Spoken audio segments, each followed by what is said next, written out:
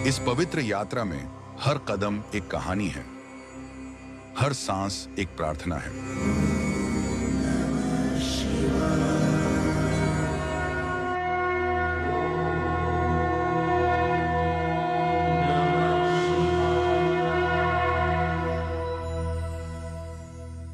अमरनाथ यात्रा एक भौतिक यात्रा से कहीं अधिक है।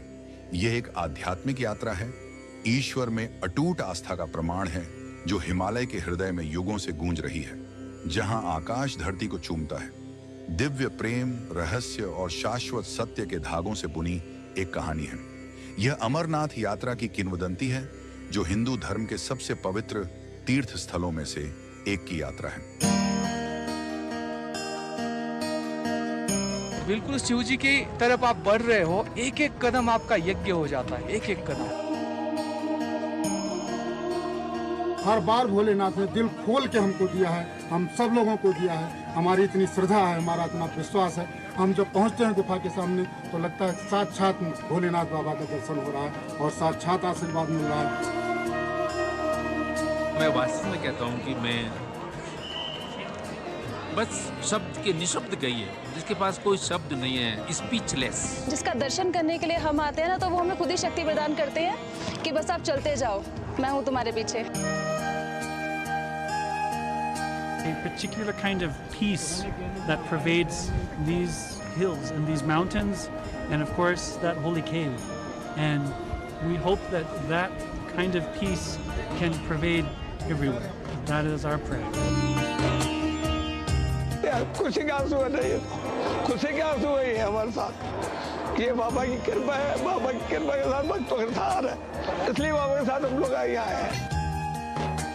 दिल का कनेक्शन है। सबसे पहले मेरे पिता हैं, ये अपने पिता से हर साल मिलने आती हूँ मैं। Humbling experience this is. If you are hearing somewhere, if you are watching this somewhere, please do ensure that you do this once in a lifetime experience, and this has been really phenomenal. बहुत पहले भगवान शिव हिंदू देवताओं की त्रिमूर्ति में विध्वंसक और परिवर्तनकर्ता अपनी पत्नी पार्वती के साथ अमृता और सृजन का रहस्य साझा करना चाहते थे। एक ऐसा ज्ञान जो इतना गहरा था कि इसे एकांत में बताना पड़ा। वे अमरनाथ गुफा की यात्रा पर गए, एक ऐसी जगह जो दुनिया से अछूती थी, जहां समय की गूंज भी दखल नहीं दे सकती थी। शिव ने अपनी शक्ति के प्रतीक पीछे छोड़ दिए, उनका बैल, नंदी, उनके बालों से चंद्रमा, उनका सांप और यहां तक कि उनके बेटे गणेश विभिन्न स्थानों पर यह सुनिश्चित करते हुए कि कोई भी जीवित प्राणी उनका पीछा न करे। गुफा के मुहाने पर शिव ने ठंड और जिज्ञासुओं को दूर भगाने के लिए एक धधकती आग जलाई। उनकी सांसों ने भीतर पवित्र बर्फ के लिंग का निर्माण किया। जब शिव ने शाश्वत रहस्य बताया तो केवल 2 कबूतर ही गवाह थे, जो ईश्वरीय कृपा से उनके पीछे चले गए थे। यही कारण है कि किंवदंती कहती है, कबूतर हमेशा मंदिर में देखे जाते हैं, जो इस पवित्र ज्ञान के रक्षक हैं। इस स्थान का जो महत्व है वो ये महत्व है कि जब माता पार्वती ने आग्रह किया भगवान शंकर से कि मुझे वो कथा कहें जिसको मैं सुनने से जीव जो है जन्म और मृत्यु का जो चक्र है उससे वो मुक्त हो जाता है, वो अमर कथा मुझे कहें, तो भगवान शंकर एक ऐसे निर्जन स्थान की तलाश में थे, ऐसी खोज में थे कि जहां पर मैं ये कथा कहूं और अनाधिकारी उसको ना सुन पाए। तो कहते हैं वो भ्रमण करते हुए सबसे पहले पहलगांव, जो पौराणिक ग्रंथों में हमारा नाम है, उसका है बैलगांव। तो कहते हैं उन्होंने अपने जो वाहन है उसको वहाँ छोड़ा। उसके बाद वो चंद्र का विसर्जन चंदनवाड़ी में किया, शेषनाग को उन्होंने छोड़ा शेषनाग में, और पंचतरणी में जो पंचगंगा उनकी जटाओं में है उसको छोड़ा, और अंततः इस स्थान पर आकर उन्होंने वो कथा कही। और पौराणिक मान्यताओं के अनुसार 5000 वर्ष से भी अधिक पुरानी यात्रा है। स्वामी विवेकानंद जी जुलाई 1898 में उन्होंने यहाँ आकर इस पवित्र गुफा में भगवान शिव के दर्शन किए, और उन्होंने अपने संस्मरणों में लिखा कि जब मैं इस गुफा में पहुंचा तो एक अलौकिक अनुभूति मुझे हुई। ये पूरी जो गुफा है ये ऊर्जा से भरी हुई थी। Swami Vivekananda came to Amarnath and had a very important experience. He actually had a vision of Lord Shiva, very important. And so we, since now 40 years, I'm thinking I know this story. So ever since could we ever come there? It seemed impossible, a dream to come. And then all of a sudden, by Bholenath's grace, everything came together, and here we are after having this darshan. Amarnath यात्रा एक तीर्थ यात्रा से कहीं अधिक है। यह मानवीय भावना और भक्ति का एक प्रमाण है। इस पवित्र निवास की ओर प्रत्येक कदम जीवन के दिव्य नृत्य को समझने के करीब एक कदम है। पीढ़ियों से सुनाई जाने वाली अमरनाथ की यह किंवदंती भक्तों को आकर्षित करती रहती है। यह शुद्धि की यात्रा है, सांसारिकता को त्याग कर आध्यात्मिकता को अपनाने की यात्रा है। यहाँ पहाड़ों की खामोशी के बीच व्यक्ति को न केवल दिव्यता मिलती है, बल्कि अपनी आत्मा का शांति भी मिलता है। हमारा हर साल बहुत अच्छा एक्सपीरियंस रहता है। हम हमेशा दर्शन करके आते हैं। यात्रा हमारे लिए एक ऐसा अनुभव है जिसके साथ हम बड़े हुए हैं और हम इसके साथ ही बड़े होना चाहते हैं। जय बम बम भोले, जय अमरनाथ पर पानी, भूखे को भोजन, प्यासे को पानी।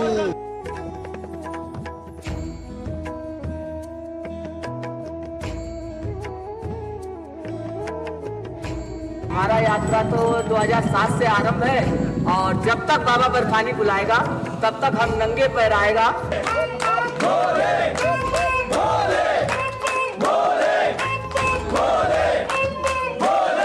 अमरनाथ जी की जी यात्रा अति प्राचीन है। हमारे जो स्क्रिप्चर्स हैं, जो हमारे ग्रंथ, पौराणिक ग्रंथ हैं, उनमें इसका उल्लेख है। वास्तव में कश्मीर प्राचीन काल से ही शैव संप्रदाय और शिव उपासकों की धरणी रही है। यहाँ लगभग 45 शिव धामों का उल्लेख मिलता है, जिनमें स्वामी अमरनाथ जी सर्वश्रेष्ठ शिव धाम है। अगर हम स्वामी अमरनाथ जी के इतिहास में जाएंगे तो हमारे पास जो सबसे प्रमाणिक ग्रंथ इस यात्रा के बारे में हमें सूचना दे रहा है वह है भृंगिश संहिता। भृंगिश ऋषि ने लगभग 450 श्लोकों में इस यात्रा का विस्तार से वर्णन किया कि किस स्थान पर, किस दिन, किस किस सामग्री से पूजन करते हुए आप श्रावण पूर्णिमा के दिन इस पवित्र गुफा में पहुंचेंगे तो आपकी यात्रा निर्विघ्न होगी और आपके जो मनोरथ हैं वो सिद्ध होंगे। कि जो व्यक्ति स्नान करके अमरनाथ जी के दर्शन करता है उसको 100 गायों के दान के तुल्य फल प्राप्त होता है। तो इसकी महिमा अपार है। इस यात्रा की जो है, ये कठिन यात्रा, भगवान शंकर भी कुछ सरलता से मिलते नहीं, दर्शन वो सरलता से देते नहीं। तो ऐसा कहा जा सकता है कि भृंगिश ऋषि संभवतः वो पहले व्यक्ति थे जिन्होंने इस पवित्र गुफा में आकर भगवान शिव, जो कि यहाँ हिमलिंग के रूप में विद्यमान रहते हैं, उनके दर्शन किए। फिर इस गुफा की भौगोलिक स्थिति और उस बनने वाले रहस्यमय रसलिंग का वृतांत अन्य लोगों को कहा और तभी से इस यात्रा का प्रचलन हुआ। जैसा कि सर्ववेदित है, हमारे इतिहास में ये दर्ज है, ये बात ये लिखित है कि कश्मीर जो है वो कश्यप ऋषि के नाम से बसा है। ये पूरा जलमग्न था। केवल 3 शिखर जो थे वो नजर आते थे। हरमुख जो गांधरबल डिस्ट्रिक्ट में है इस समय, लगभग 15,000 फीट से ज़्यादा ऊंचाई पे वो स्थान है। उसके बाद विष्णुपाद जो कुलगांव डिस्ट्रिक्ट में है, वहाँ भी यात्रा होती है। और उसके बाद ये तीसरा स्थान, जो तीसरा शिखर था, वो अमरनाथ जी जो प्रचलित नाम है, लेकिन जो पुराने हमारे पौराणिक ग्रंथ हैं उनमें अमरेश, अमरेश्वर और अमरनाथ जी, इन तीनों नामों का उल्लेख मिलता है। राजसी कश्मीर हिमालय में बर्फ से ढकी चोटियों और विशाल अछूते परिदृश्यों के बीच एक ऐसी पवित्र गुफा है जिसकी उपस्थिति में ब्रह्मांड के रहस्य छिपे हैं।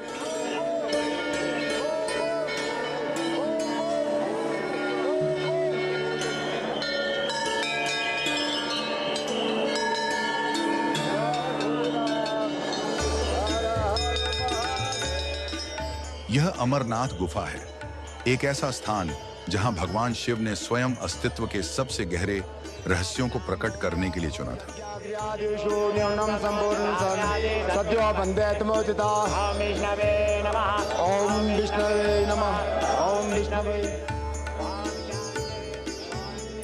यहीं पर भगवान शिव, सभी के निर्माता और संहारक, अपनी प्रिय पार्वती को एक ऐसी यात्रा पर ले गए जिसने समय की दिशा बदल दी। जब वे गुफा की ओर यात्रा कर रहे थे तो पार्वती, जो हमेशा जिज्ञासु रहती थी, सृष्टि, जीवन और आत्मा की शाश्वत यात्रा के गहरे सत्य को समझने की कोशिश कर रही थी। मेरे प्रभु, उन्होंने पूछा, इस सृष्टि का उद्देश्य क्या है? जीवन और मृत्यु का सार क्या है? और सच्ची मुक्ति का मार्ग क्या है? शिव ने गहन ज्ञान के साथ उत्तर दिया, पार्वती, आप जो उत्तर खोज रही हैं वे सामान्य मन की समझ से परे हैं। मैं निर्माता हूं, मैं संहारक हूं, मैं शुरुआत और अंत दोनों हूं। आत्मा अपने सार में शाश्वत है। यह न तो जन्म लेती है और न ही मरती है। यह केवल विभिन्न रूपों से होकर गुजरता है और जन्म और मृत्यु का चक्र तब तक चलता रहता है जब तक कि व्यक्ति की भक्ति उसे इसके चंगुल से मुक्त नहीं कर देती। जब शिव बोल रहे थे, पार्वती सुन रही थी। उनके द्वारा प्रवाहित गहन ज्ञान से बहुत प्रभावित थी। दुनिया की नजरों से छिपी गुफा पवित्र भूमि बन गई जहां दिव्य सत्य प्रकट हुए। लेकिन शिव हमेशा सतर्क रहते थे, जानते थे कि कोई भी नश्वर या प्राणी पवित्र वार्तालाप को नहीं सुन सकता। फिर भी जैसा कि नियति में लिखा था, एक छोटा सा पक्षी इस आदान प्रदान को सुन लेता है। उसी क्षण जब पक्षी ने साझा किए जा रहे ब्रह्मांडीय रहस्यों को सुना तो उसे शिव ने आशीर्वाद दिया, जिन्होंने उसे अमृता प्रदान की। अब वह जीवन और मृत्यु के चक्र के अधीन नहीं होगा। इसके बजाय वह हमेशा के लिए दिव्य ज्ञान को अपने साथ रखेगा, ये याद दिलाने के लिए कि सच्चा ज्ञान सभी सीमाओं को पार करता है। शिव ने सबसे पवित्र रहस्यों को साझा करने के बाद अमरनाथ गुफा को दिव्य कृपा से देखा। उन्होंने इसे आशीर्वाद दिया, इसे एक ऐसा स्थान बनाया जहां भक्त निस्वार्थ भक्ति और विश्वास के माध्यम से मुक्ति और दिव्य के साथ एकता की तलाश कर सकते हैं। श्रावण मास में आप यदि बाबा बर्फानी के दर्शन करते हैं तो इसमें भी विशेष महत्व माना गया है कि श्रावण मास में पार्वती मैया ने शिव भगवान को पति रूप में प्राप्त करने के लिए तप किया था। इसलिए जो भक्तजन अपनी अपनी मनोवांछित कामना की सिद्धि के लिए भगवती की जब भोले बाबा की पूजा करते हैं, भोले बाबा उनको प्रसन्न होते हैं। इस प्रकार अमरनाथ यात्रा का जन्म हुआ। यह न केवल शरीर की तीर्थ यात्रा है, बल्कि आत्मा की आत्मज्ञान की यात्रा भी है। और इसलिए इस पवित्र क्षण से अमरनाथ गुफा आशा की किरण बन गई, आत्मा की तीर्थ यात्रा।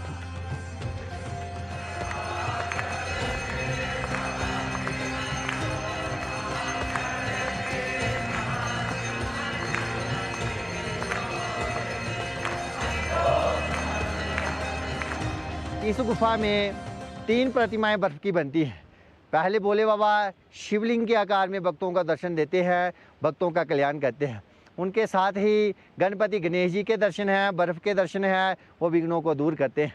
आगे माँ पार्वती मैया के दर्शन हैं और वो भी बर्फ़ की प्रतिमा के रूप में माता पार्वती भक्तों के दुख, दारिद्र्य, कष्टों का निवारण करती है। तो इस धाम की यह विशेषता है कि जो जिस भाव से यहाँ पे दर्शन करने आते हैं, भोले बाबा जो है उनकी समस्त मनोकामना पूर्ण करते हैं। ओम शुक्लाम भद्रम देवम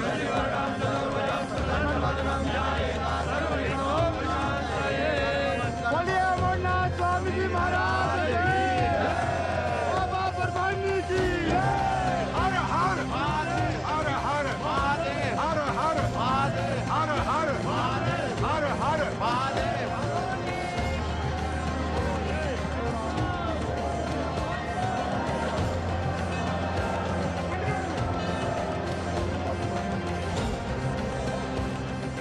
कि ये जो छड़ी मुबारक शिव और शक्ति का स्वरूप है, ये किस तरह से इस यात्रा के साथ जुड़ी, या छड़ी मुबारक के साथ स्वामी अमरनाथ जी की वार्षिक यात्रा कैसे जुड़ी।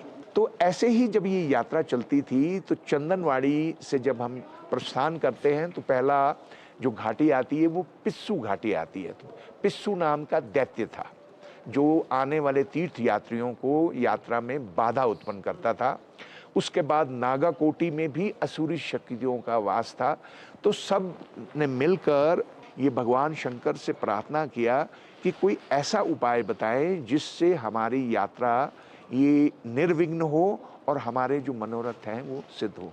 तो भगवान शिव कहते हैं, उन्होंने ये 2 शटिकाएं, वास्तव में ये काष्ठ की शटिकाएं हैं, लकड़ी की शटिकाएं हैं, लेकिन इनको संरक्षित करने के लिए, इनको प्रोटेक्ट करने के लिए ये सिल्वर कोटेड है, रजत जड़ित है। ये छड़ी मुबारक जो शिव और शक्ति का स्वरूप है, उसको लेकर हम श्रावण शुक्ल पक्ष दशमी के दिन ब्रह्मलीन महादेव गिर जी द्वारा स्थापित दशनामी अखाड़ा श्रीनगर से लेकर छड़ी मुबारक को मार्ग में आने वाले जो पड़ाव थे, उसमें हमने शिव मंदिर पंपुर में पूजन किया, उससे पूर्व सूर्यार मंदिर में पूजन किया, उसके पश्चात ऐतिहासिक जो मंदिर है बिजपहाड़ा में शिव मंदिर, उसमें पूजन किया, उसके पश्चात मार्तंड मंदिर सूर्य भगवान का प्राचीन मंदिर है, वहाँ हमने पूजन किया। उसके बाद पहलगांव से थोड़ा सा पहले गणेश बल लिद्दर नदी के उस पार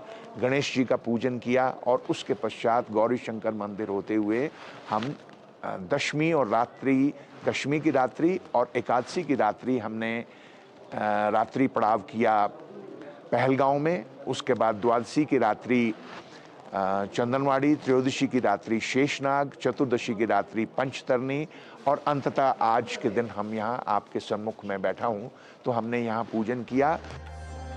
अमरनाथ यात्रा एक तीर्थ यात्रा से कहीं अधिक है। यह मानवीय भावना और भक्ति का एक प्रमाण है। इस पवित्र निवास की ओर प्रत्येक कदम जीवन के दिव्य नृत्य को समझने के करीब एक कदम है।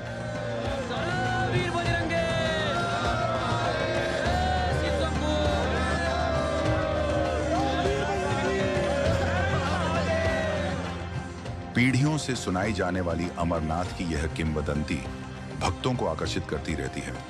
यह शुद्धि की यात्रा है, सांसारिकता को त्याग कर आध्यात्मिकता को अपनाने की यात्रा है। यहाँ पहाड़ों की खामोशी के बीच व्यक्ति को न केवल दिव्यता मिलती है बल्कि अपनी आत्मा का शांति भी मिलता है। यहाँ मैं मेरे शिव और पार्वती जी से मिलने आया हूँ। कई लोग पूछते हैं कि कितने बंदों को साथ लेकर आया, तो मैं एक ही चीज़ बोलता हूँ, क्योंकि मैं भगवान शिव और पार्वती के साथ ही निकलता हूँ घर से। बाकी मुझे और ज़्यादा भीड़ की ज़रूरत नहीं है मेरे साथ, क्योंकि जब वो साथ हैं तो किसी और के साथ की ज़रूरत है ही नहीं। बहुत अच्छा लगा। अगर जो कोई मुझसे पूछेगा तो मैं ये बोलूँगी कि हाँ, ज़रूर जाना चाहिए वहाँ पे। बहुत प्यारी जगह है और महादेव स्वयं विराजमान है वहाँ। अच्छा एक्सपीरियंस है, बहुत ही अच्छी व्यवस्था है, कोई दिक्कत नहीं है। आइए, दर्शन कीजिए, बहुत अच्छा लगेगा आपको, कोई दिक्कत नहीं है। ऐसी लोग बोलते कुछ हैं पर ऐसा कुछ नहीं है, कोई टेंशन नहीं है, दिक्कत नहीं। बाबा के दर्शन के लिए यही लेके जा रहे हैं कि हमारा जीवन अच्छा रहे, सफल रहे और बाबा का हाथ हम पर बना रहे, हमारे घर परिवार पर बना रहे, हमारे लोगों पर बना रहे। इस प्रकार अमरनाथ यात्रा न केवल हिमालय के माध्यम से एक भौतिक यात्रा है, बल्कि हिंदू पौराणिक कथाओं के हृदय में एक आध्यात्मिक यात्रा है, जहां प्रत्येक तीर्थयात्री भगवान शिव की दिव्य फुसफुसाहट में साझा शाश्वत सत्य का साधक और शिष्य दोनों हैं।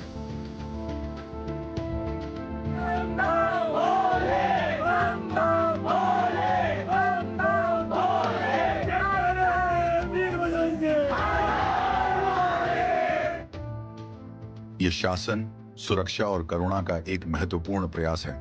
इस अभियान की कमान उपराज्यपाल मनोज सिन्हा के हाथों में है, जिनका यात्रा के सुचारू संचालन के प्रति समर्पण बेजोड़ है। मनोज सिन्हा बारीकियों पर गहरी नजर रखते हुए यात्रा के लिए सेवाओं की एक श्रृंखला का आयोजन करते हैं। सूक्ष्म प्रबंधन के प्रति उनका दृष्टिकोण यह सुनिश्चित करता है कि सुरक्षा से लेकर स्वास्थ्य तक हर पहलू की सावधानी पूर्वक योजना बनाई जाए।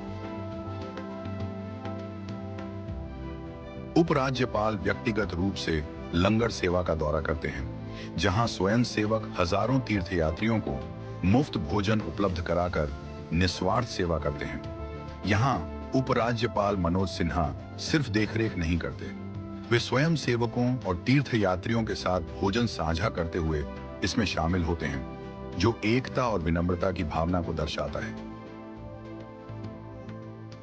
जिस तरह से उन्होंने सेवा दी है व्यक्तिगत रुचि लेकर के और श्रद्धा के साथ, मैं तो स्वयं कई लंगर में इस बार भोजन भी मैंने किया है, चाय भी पी है, और जो श्रद्धालु या यात्री आए थे वो भी लंगर की सुविधा से अति प्रसन्न थे, गदगद थे। तो निश्चित रूप से वो शिव भक्त की तरह ये मान करके कि बाबा का प्रसाद है, सबको मिलना चाहिए, इस भाव से उन लोगों ने काम किया है। तीर्थ यात्रियों के साथ भोजन करने का यह कार्य न केवल समुदाय के बंधन को मजबूत करता है, बल्कि समानता और सेवा का एक शक्तिशाली संदेश भी देता है। इन लंगरों में उनकी उपस्थिति न केवल शासन के प्रति, बल्कि तीर्थ यात्रा के मूल तत्व सेवा या सेवा के प्रति उनकी प्रतिबद्धता का प्रमाण है। बारिश और ठंड जैसे चुनौतीपूर्ण मौसम के बावजूद उपराज्यपाल मनोज सिन्हा नुनवान बेस कैंप का दौरा करना सुनिश्चित करते हैं। श्रद्धालुओं के साथ उनकी बातचीत सिर्फ औपचारिकता नहीं होती, वे आश्वासन के क्षण होते हैं जहां वे उनकी चिंताओं को सुनते हैं, सुनिश्चित करते हैं कि उनके कल्याण का ध्यान रखा जाए। उपराज्यपाल मनोज सिन्हा के नेतृत्व में अमरनाथ यात्रा इस बात का उदाहरण है कि शासन किस तरह अपने लोगों की भलाई के लिए दयालु, शामिल और गहराई से प्रतिबद्ध हो सकता है।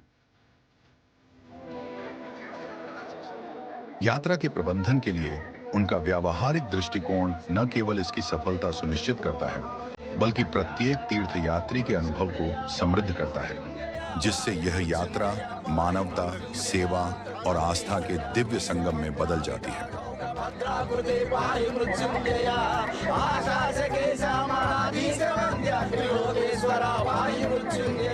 जो भी प्रिपरेशंस होती हैं वो हर साल इम्प्रूव ही हुई हैं, हमको हर साल बेहतर ही मिली है और दिन ब दिन बेहतर ही होती जा रही है। हम बहुत खुश होते हैं। देखो अमरनाथ विच जाके, देखो अमरनाथ विच जाके, भोला बह गया बर्फ जमा के, बोल बह गया बर्फ गंगा वगदी रहिंदी ए, तेरे नाम दी मस्ती पोले चढ़दी रहिंदी ए।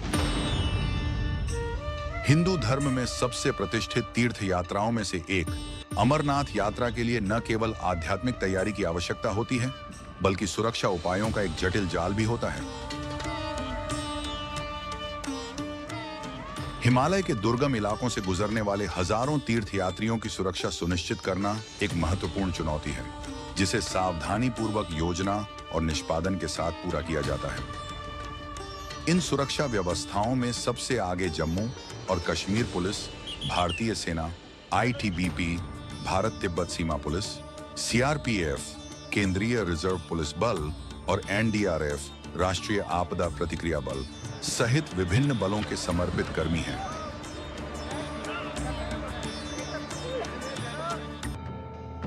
सशस्त्र गश्ती एक आम दृश्य है। पैदल और मोबाइल इकाइयों के माध्यम से यह सुनिश्चित करते हुए कि यात्रा के हर हिस्से पर नजर रखी जा रही है।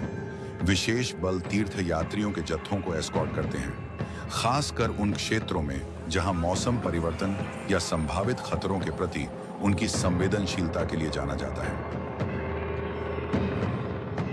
हिमालयी मौसम की अप्रत्याशित प्रकृति को देखते हुए NDRF की टीमों को रणनीतिक रूप से मार्ग के साथ तैनात किया जाता है। ये टीमें बचाव गियर से लैस हैं, जो भूस्खलन, अचानक बाढ़ या अचानक मौसम परिवर्तन जैसी आपात स्थितियों का जवाब देने के लिए तैयार हैं। प्राकृतिक दुनिया, शांत हिमालय, शाश्वत आत्मा, सभी सृष्टि के दिव्य नृत्य में गुंथे हुए हैं, और अमर पक्षी जो ज्ञान का प्रतीक है, ऊंची उड़ान भरता है, अपने साथ अमरता का रहस्य लेकर जाता है, जिसे स्वयं शिव ने फुसफुसाया था।